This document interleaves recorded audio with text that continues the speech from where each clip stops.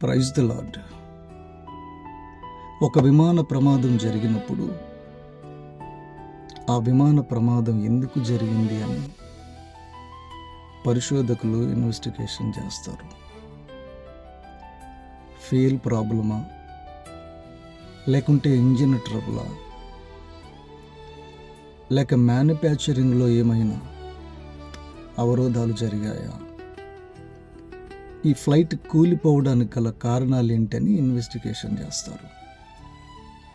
పరిశోధకులు అన్ని విషయాలలో పరిశోధించిన తరువాత చివరిగా ఆ విమానమును ఆపరేట్ చేసేటువంటి పైలట్ కుటుంబాన్ని కూడా విచారిస్తారు.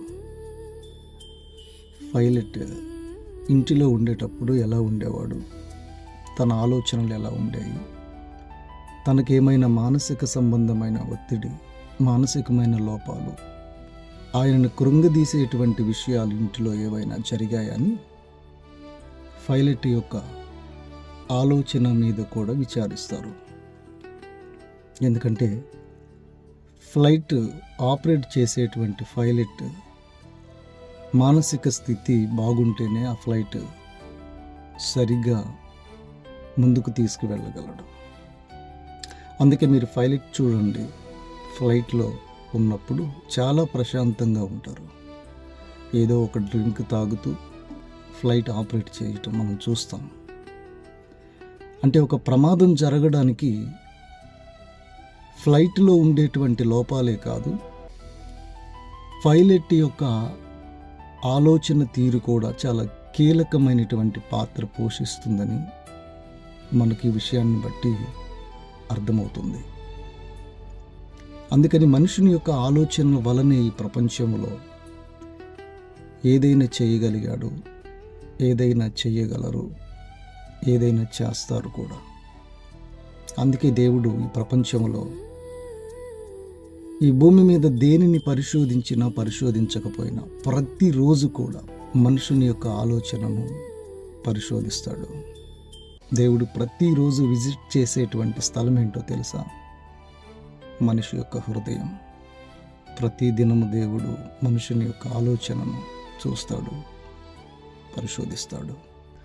అందుకే సైంటిస్టుల లెక్కల ప్రకారము ఒక మనిషి మెదడులో 2.5 పెటాబైట్స్ స్టోరేజ్ నిలువ ఉంటుంది.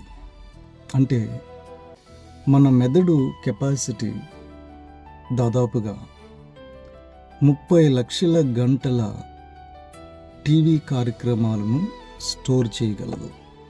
అంటే మన జీవిత కాలంలో జరిగే ప్రతి సంఘటనను కూడా నిల్వ చేయగలిగే కెపాసిటీ అంటే మనిషి మెదడుకు ఉంటుంది. నిజంగా ఇది అద్భుతం కదా. ఇంత పెద్ద డేటాను స్టోర్ చేయగలిగేటువంటి మనిషి యొక్క ఆలోచనను దేవుడు పరీక్షిస్తాడు. ప్రతి ఆలోచనను ఆయన గ్రహిస్తాడు. అందుకే నాకు తలంపు పుట్టక మునిపే నా మనస్సును నీవు గ్రహించి ఉన్నావు, మాట నా నాలుకకు రాక మునిపే అది నీకు తెలిసే ఉన్నది. నేను కూర్చుండుట, నేను లేచుట నీకు తెలిసి ఉన్నది. కీర్తనకారుడి మాట అన్నాడు. కనుక మన జీవితంలో జరిగే ప్రతి చిన్న ఆలోచనను కూడా దేవుడు గ్రహిస్తాడని మనం గ్రహించాలి. Praise the lord.